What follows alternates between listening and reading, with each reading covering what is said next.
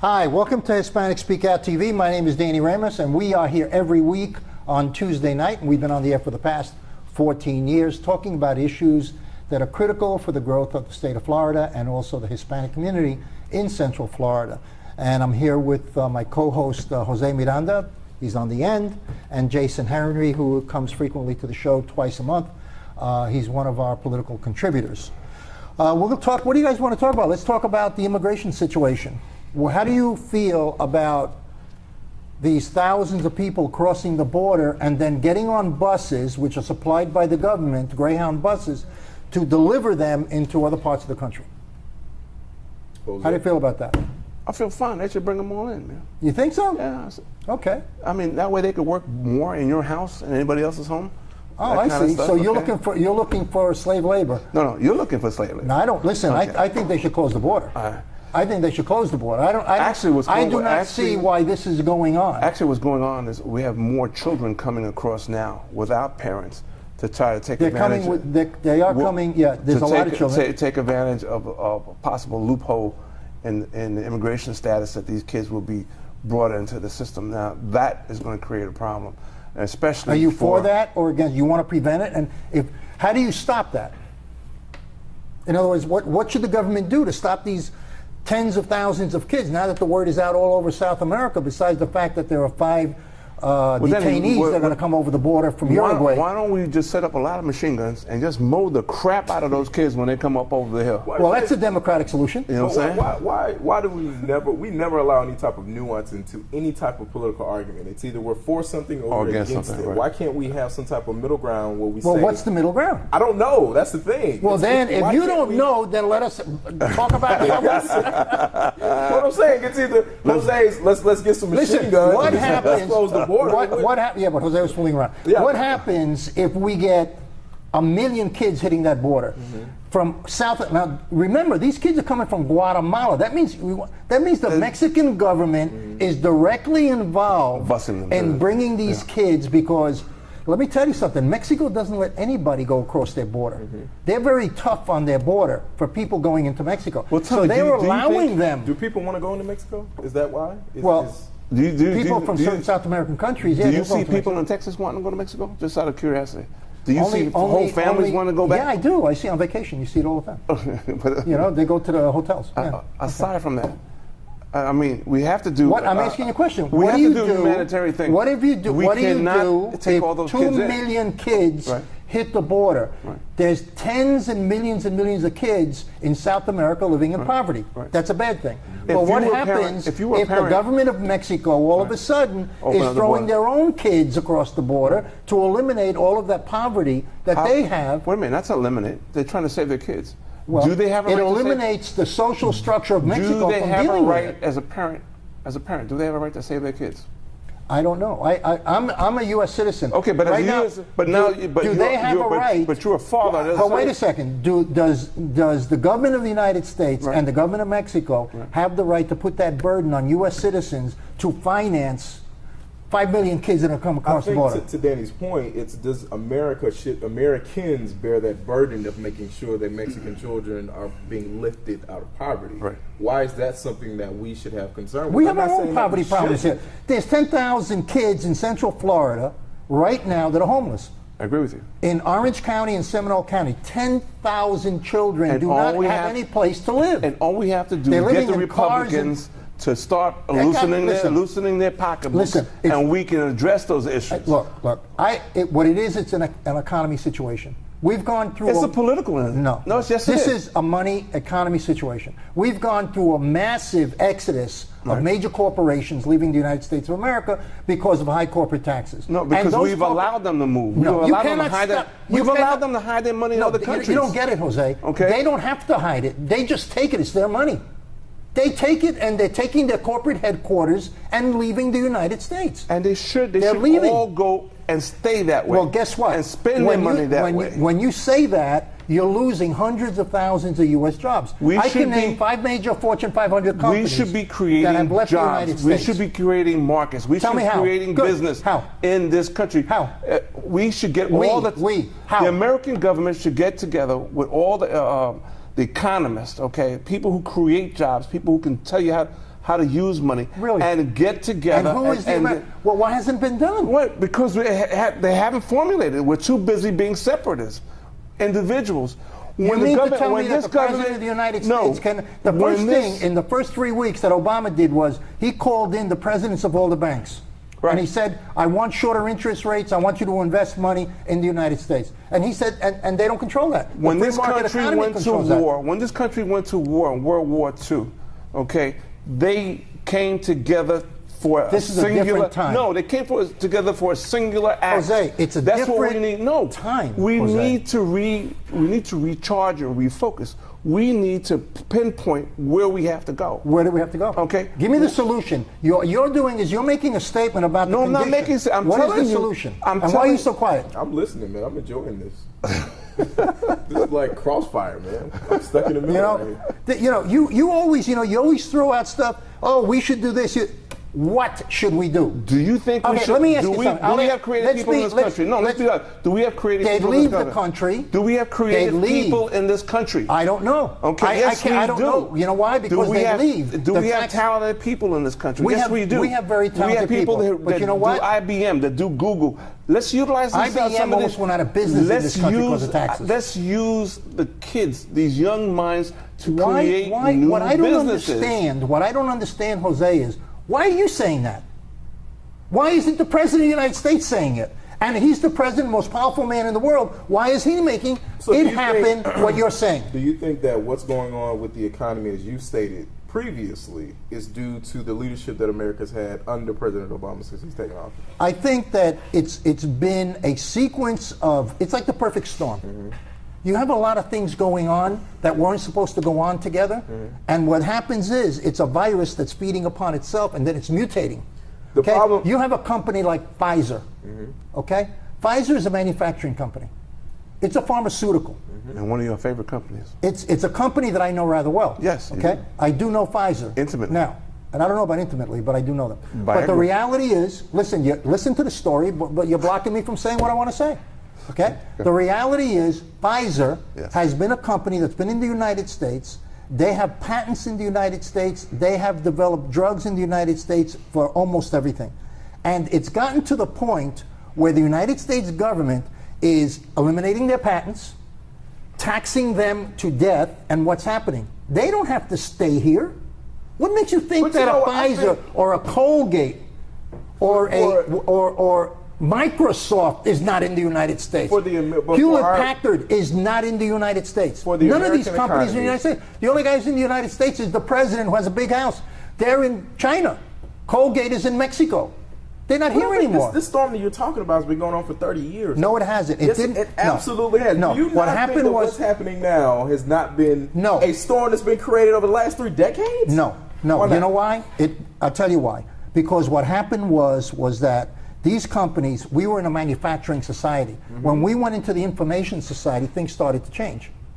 Okay, that changed. Well, where is Hewlett-Packard printers manufactured? Where are Hewlett-Packard printers manufactured? If you look at what happened in the late 70s, have you ever looked at a Colgate box? Are you toothpaste serious? Box? Yes. Colgate left this country. But don't you think the groundwork for that was laid even when Carter was in office? You don't think that what's happening now, Reaganomics? Carter was a different thing. Reagan supported free enterprise. But let me finish the statement. Come on, Wait a second. When did Colgate leave the United States? I have no idea. Okay, so you're talking about something you don't know. When did Colgate leave the United States? No. You're asking a direct question that I do not know. Okay, well, I know. Okay, well, tell us. Okay, Colgate left the United States within the last 5 years.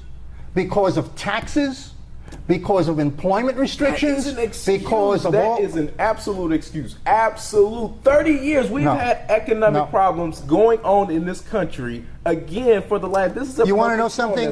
We have not had 30 years of problems in the United States. The stock market. Look at the stock market right now. The stock market is very high right now. But that's a problem for us. Yeah, it is a problem for us. You know why? Because all the companies are abroad. They're not here, and they're continuing to leave. Why are they continuing to leave? They're continuing to leave because of the tax. I wasn't born at that time. I don't remember how old. Yes, you were. You were.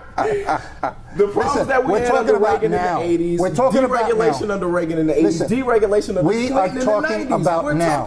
If you incentivize corporations on corporate taxes, they will come back. Guys, on that note, We got to go. Where we going? Danny and I were getting along. Stay tuned. We're going to come back for a break, and you guys can get some more of this stuff. Don't go away. We're in hard times, and some of us are going to need a lawyer. And if you need a lawyer, don't just react to a TV commercial. Get a copy of the Lawyers Consumer Directory, which is available absolutely free of charge at any 7-Eleven store throughout Central Florida. The Lawyers Consumer Directory is going to give you real hardcore knowledge on how to hire a lawyer and a lot of information on issues like bankruptcy, foreclosure, and more. Get the Lawyers Consumer Directory. It's absolutely free of charge at any 7-Eleven throughout Central Florida. Welcome back. I'm Jose Miranda. Maria Padilla. And Lou Oliver. And we're talking politics. And as usual, of course, you know Lou is a Democrat all the way. Sorry. Not very many people are going to believe that, but go ahead. In any event, what's going on with the Republican Party? Now we have one of your colleagues out there, Mr. Cantor, was suddenly ousted. They claim that either he was a horrible politician or it had something to do with immigration and the fact that he wasn't negative enough on immigration. What's going on? I don't believe any of that. Well, good question. You know, there's an old adage in politics, which is almost always true, and that is that all politics are local. And a big part of Mr. Cantor's defeat, apparently, I don't live in Virginia and don't follow races, right, especially the ones that aren't supposed to be close to begin with. Right. But evidently, his constituent service wasn't very good. His staff was arrogant. He wasn't very responsive. He barely ever went to the district. And every now and then, politicians, even very popular ones, or even very powerful ones, I should say, get a drubbing because their voters want to remind them really who's boss. It's difficult to parse out what the big issues were. Some say it was immigration. Some say it was the staff. But you know, these kinds of things happen. It's a big country. There's 1/3 billion of us, and this is one race out of 15 or 20. This is the first time in American history that a majority speaker was ousted in a primary. The first time in American history, these things do not happen. Well, it's unfortunately, since I'm not in Virginia, it's difficult for me to figure out what the voters in that district were saying. But if you try to build a national trend, you have to work really hard at it, because in the 10 or 15 other primary races around the country, including most notably, probably the one most analogous to this would be Lindsey Graham in South Carolina, who faced 5 right-wing challengers from the Tea Party and the like, and he managed to get more than 50% and avoid a runoff and so forth. That was highly analogous situation, same issues, same national stuff. He was too soft on immigration, said the right wing of the party, but he won. The same thing happened in 6 or 12 other primaries around the country where upstart Tea Party folks were supposed to take on and potentially defeat incumbents, and that didn't happen. So if you try to read too much into a single example in the state of Virginia, I think you end up drawing the wrong conclusions. It comes down to all politics is local. It's a classic American underdog who ousts the big dog. That's what this is all about. And Americans like underdogs. And exactly, Americans love this sort of story because you're talking about anybody can do it. If he can do it, anybody can do it sort of mentality. He had very little money, very little organization. Even the Tea Party was not paying attention to him. That's right. And all of a sudden he ousts the majority leader of the House. This is unheard of. Well, you know, you can look at this 2 ways. You can think of this as alarming. I had no particular connection to Mr. Cantor and don't really care who the majority leader of the House is. So from me, a little part of me is secretly delighted that American politics still has surprises. You know, in the last election cycle, we had a pollster who in the presidential election proposed to call every single state within 1/10 of 1 point, you know, and how precise that was. Right. And after a while, that just kind of takes the fun out of it. So every now and then, these shockers remind us about the basics of politics. It reminds us that nothing is for sure, and no one in the political world, no matter how powerful, should take anything for granted, let alone their own constituency. Absolutely. Let's tap this down a little bit. The American people, by majority vote, are in favor of immigrations. They want to see something passed. They also want to see something done with the Affirmative Care Act, or the Obamacare Act. And yet here in the state of Florida, we continually don't seem to be moving ahead in any projects that are going to help correct that. And I'll also add to that, with especially this current governorship, that when we talk about unemployment, when we talk about providing services for veterans, the fact that we don't provide the Medicare factor, we're knocking out at least 300,000 veterans from that piece. So pick your poison. Well, I was going to say that's a lot of points on a lot of subjects. Let me sort of work my way backwards. I think when you're talking about let's talk immigration. I think when you're talking about Medicare, first of all, I think you mean Medicaid rather than Medicare, because the Medicare wasn't implicated in the Obamacare deal. But now that you're speaking about Medicaid, it is somewhat unconscionable to be going up and down the state of Florida and talk about whatever cuts are going to be made to Medicare as a result of the Affordable Care Act, and not even care about all of the folks who are not going to get anything cannot get on Medicaid. There's actually a backlog, many of them children, and not worried about that. Well, the debate on health care is one that's been ongoing for 65 or 75 years, and it's an ongoing discussion. The Affordable Care Act, or Obamacare as people call it, I want to disagree with your assessment that the American public are supportive of it. All the polls, all of them show that a clear majority remain unhappy with Obamacare as a whole for a wide range of reasons. No, that's not true. The numbers don't support that's that. Not true. More than 50%. If you change the name of the Affordable Care, but if you change the name of the Obamacare Act and name it Howdy Doody, they'll vote for it. Okay, those people, everybody will be against it. They'll say yes, but as soon as you put Obama on there, they knock it out. They don't want it. They're against it. It's happening across the United States. No, we're not seeing that in the actual polling numbers. A majority of Americans still believe it was too much, too far, all at one time. And it is having repercussions in the economy. It's having repercussions on employment. It's having repercussions on the cost of health care. It's having a variety of repercussions. Let's clarify what we're talking about when we talk about employment. Because the repercussions that is having in employment is people who do not have jobs who can now not worry about not having health care. Because health care in this country has always been linked with employment. Well, and so when you lose your job, you don't only lose your income, your source of income, you also lose your health care. You and your family, perhaps. Not entirely. Medicaid is designed to cover people that have very low incomes, and it does. A very large percentage of Americans are covered by Medicaid. Who loses their job has no health care, period. You don't qualify for Medicaid. Don't talk Medicaid in a state that did not accept Medicaid expansion. It's critical that you understand and that the viewers understand that while we did not accept Medicaid expansion, that isn't the same thing as saying Medicaid is gone from Florida. No. All they did was not go. That's correct. There are still millions of Floridians. The state budget for the state of Florida, 1/3 of every dollar we pay in taxes goes directly to support medical care. More than $20 billion. You could have had more money for free from the federal government. Would have paid you. There's no. They would have paid you. There is anyone who believes there's a free lunch belongs in the Democratic Party because there's no free money from the federal government. And anyone that believes, if anyone believes that the Republicans on a whole are actually caring for the majority of people, they have a hole in their head. Because that's not true. The Republican Party stands for business. Okay, your way of thinking is cut them loose, let them sink or swim. If that were true, the classic example for our country of a regime that cares nothing about except what you hand over in transfer payments, the ideal place for those people to go would be France or Greece or Venezuela or Cuba, where the government officially says we don't care anything about business, all we care about is the transfer payments. A system of free enterprise in this country has taken our nation from a colony of 3 million people to 1/3 of a billion, one of the wealthiest nations that has ever existed in the world, one of the highest standards of living in the world, and there is a fine line. In this country. In fact, how can you say there's no free enterprise in America? Everybody is feeding at the trough.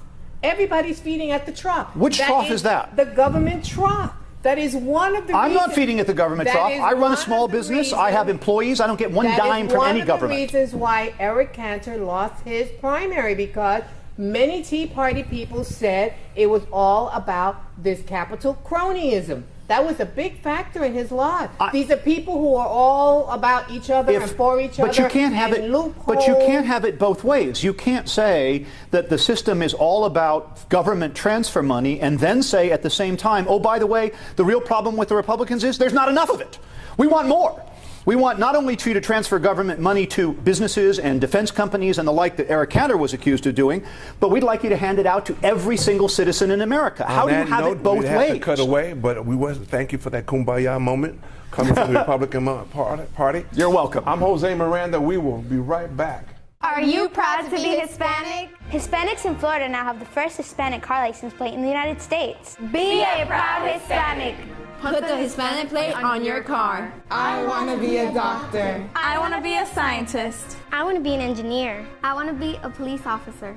I want to be a professional dancer. By getting the Hispanic plate for your car, you will support scholarships and community programs. The Hispanic plate is available at any Department of Motor Vehicle office. Call now at 321-277-0850 or visit HispanicAchievers.org. Welcome back to Hispanic SpeakOut TV. We're here today with Denise Cruz, who is talking about computer science, along with Wendy Rivera, and my name is Maria Padilla. Wendy? It's a pleasure to be here again today, and I'm thrilled that we have an Orange County school teacher, Miss Denise Cruz, and she's been a teacher for over a decade, teaching at a Title I school in the Pine Hills area. And Title I means it's a school that has a high number of free or reduced school lunches. Is that correct? Yes, that's correct. Okay. And your focus has specifically been teaching computer education. One of the questions very first question I have for you is, why do you feel that coding and computer education and STEM is vital in today's economy? Well, there are a number of reasons, but I'm going to focus on two. One is we have lots of problems in our society, in our communities. And when we don't include all diverse people, we lose ways to solve those problems. So for instance, I am in an urban area, and many of the students may not be exposed to technology. Yes, they have technology and they use technology. However, they may not be creators of technology. And when students or kids are not creating, we are losing their ideas, their creativity. So it's important to have an inclusive opportunity for all students. So what you're suggesting is that students, and perhaps their families as well, ought to be more than consumers of technology, but actually create it or have an opportunity to create either the software or even the hardware. Actually, producers of technology. Exactly. We are the consumers of the technology. In fact, Hispanics are the largest consumers when it comes to mobile adoption. Mobile yes. apps, yeah. Exactly. And that's one of the situations in my school that we really focus on getting kids to embrace technology, not just to consume them, but definitely to start producing.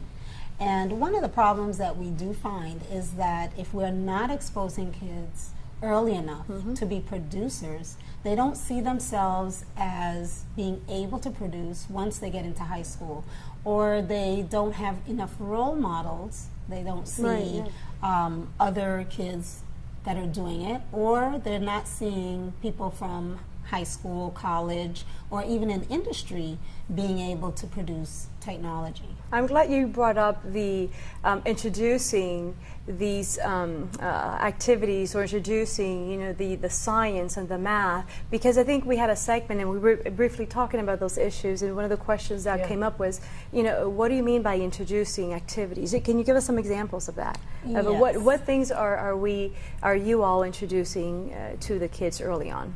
Well, when I started in computer education years ago, what happened was we did things like we were teaching business software. So we were teaching Microsoft Office. And students used that to create PowerPoints and presentations and write reports. But there was a big shift from that idea to actually coding. And a lot of times kids are not understanding what coding is. Parents don't understand what it is. I don't think and adults everybody know believes right. it's so hard, it's something I can't do at all. And that's where the shift has started to take on, because now we want students to probably create an app in order for them to find their phone or keep up with their homework. That is something that they can actually do. And so things that you can do at a younger age group is just give kids the opportunity to not only just use the apps, but say, hey, how do you think that was created? What do you think you need to do in order to do that? And so I think that's one of the ways that we can start in elementary school. And then there are other online programs that you can use that are free that can introduce students or kids to really what it's like to produce something, to create so something. take us into the classroom. You start at 6th grade, if not Yes, mistaken. yes. So you get a brand new class of 6th graders who are now going to be taking, is it coding? Well, For the no, first or time, computer science in general? Yes, it's computer education. So Okay, we do a computer lot of education. different things. What happens in that classroom? What do they want to know, and what really gets them enthusiastic and really happy about what they're doing? When we teach students about, let's say we want to move something from one end of the computer to the next, like maybe we'll have a line that we want to move. And normally people don't think about that. Like, why would you want to move a line from one point to the next, or a dog from one point to like a line, or move or make a drawing? Yeah. Normally people think, oh, just take up a pencil, paper, and draw, but you can actually use angles that you learn in math, geometry, where they're teaching them how to flip things and turn things, and then we use those same ideas to move objects on the screen. And that is their first idea of programming or coding. That's the first thing that they learn? Yes. Okay. We put them in, and the kids create a maze, and they move a little animal or dog through the maze to get a key or something, and then they start saying, wow, that's like a game. And that's how we bring in things like game design and what it means to make the games that people use all the time. And then we talk about apps and why is that important and why we use apps. We have in 8th grade kids that are building apps once they leave the 8th grade program. Again, that's not every school. That's not every middle school. And is it all your students? Like the entire grade is exposed to the coding? Really. And one of the big issues is because of teacher training. Okay. In my middle school, we have 2 teachers that teach computer education. In the entire school? In the entire school. Okay. And wow. so and how many kids are in your school? About 1,300. Okay. 1,300. Wow. Yes. So but they don't all finish, right? You have large class in 6th grade. It gets smaller in the 7th grade. By the time you get to the 8th grade, yes, you're talking about a even a much smaller group of students. Yes, who exactly. actually stick through it. But those are the students that are exposed. Think about the students that are not even introduced, which is one of the things that should be concerning as well. Yes, and that's one of the goals why I developed a nonprofit, to do that, to have an awareness and to just move around our Central Florida and letting people know this exists. What is the name of your nonprofit? Inner Potential. Inner Potential? Yes. All right. You just heard about it. Inner Potential. Look for it, I guess, on the web. Yes. All righty. And thank you for coming and talking with us today. And stay tuned for a special message. Hi, I'm Danny Ramos. At the end of every show from now on, we're going to be recommending something for political people who are into politics to read. This particular book is by Andrew McCarthy, and it's called Faithless Execution, Building the Case for the Impeachment of Barack Obama. This is certainly an interesting read, whether you're for or against. You can pick up this book at Barnes & Noble, and we'll see you next week. This is Danny Ramos, Hispanic Speak Out, next Tuesday night, 9:30 p.m.